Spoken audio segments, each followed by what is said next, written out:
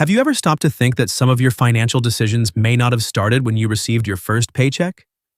Maybe they started much earlier, when you were just a child watching how the adults around you handled money. Without realizing it, you learned what was normal, what was dangerous, what was worth buying, and even how you were supposed to feel about spending or saving. The most fascinating part is that many of those lessons are still controlling your choices today, even if you've never consciously thought about them. As you watch, try to identify how many of these behaviors you recognize in yourself. You may discover that some of your financial decisions aren't really yours. They were simply learned very early in life. Maybe you grew up hearing that money was always a problem. Bills, debts, worries, and phrases like, "we can't afford that," or "money doesn't grow on trees," were part of your childhood. The interesting thing is that a child's brain doesn't just learn words, it learns emotions. If money was always associated with fear, there's a good chance that, even as an adult, you still feel anxious whenever you think about your finances. Not because your situation is bad, but because your brain has associated money with worry since a very young age. Now think about another possibility. Maybe, in your home, buying something was the main way to celebrate. Got good grades? A gift. Feeling sad? Let's go buy something. Worked hard? You deserve a reward.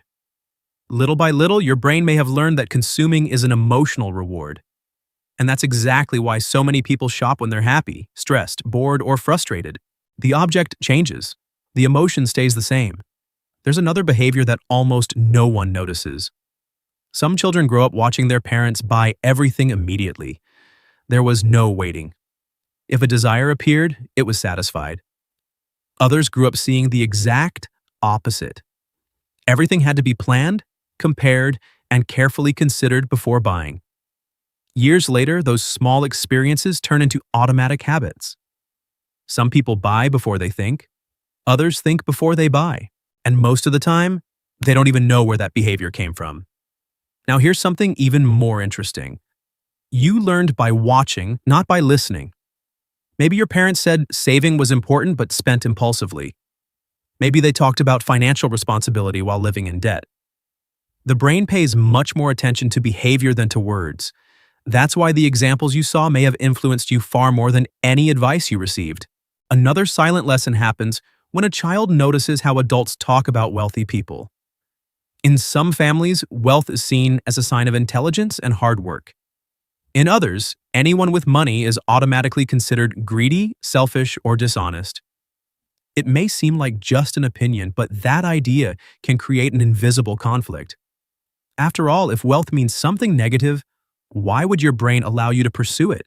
Many people spend years sabotaging their own financial growth without realizing they're carrying a belief learned in childhood. Now think about how you react to money you've saved. Some people feel proud as they watch their savings grow. Others feel uncomfortable and look for a reason to spend it. That behavior may also have been learned early in life. If you never saw anyone save money, putting money aside might feel strange. But if you grew up watching planning and organization, saving may seem completely natural. There's also the way you view financial mistakes.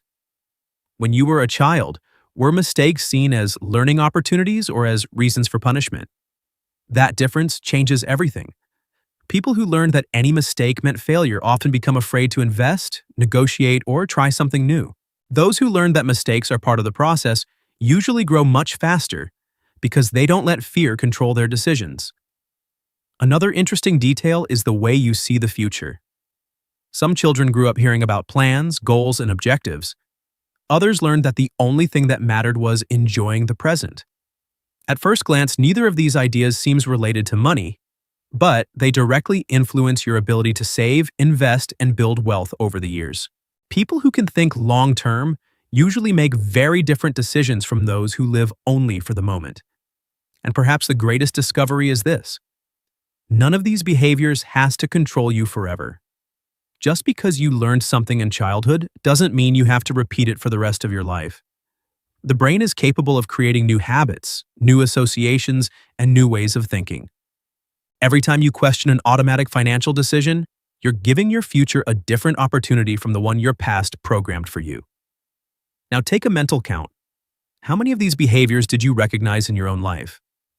Maybe you've realized that many of your financial habits were born long before your first job. The good news is that recognizing these patterns is already the first step toward changing them, because no one builds wealth simply by earning more money. Real change begins when you understand why you do what you do. So now I want to hear from you. Which of these behaviors did you realize you learned in childhood? Write it in the comments because it will be interesting to discover which patterns appear most often. If this video helped you see your finances in a completely different way, leave a like so more people can discover how childhood can influence financial decisions throughout life. And subscribe to the channel because in the next videos you'll discover other invisible behaviors that shape your relationship with money and learn how to transform them into habits that truly help build wealth. See you in the next video.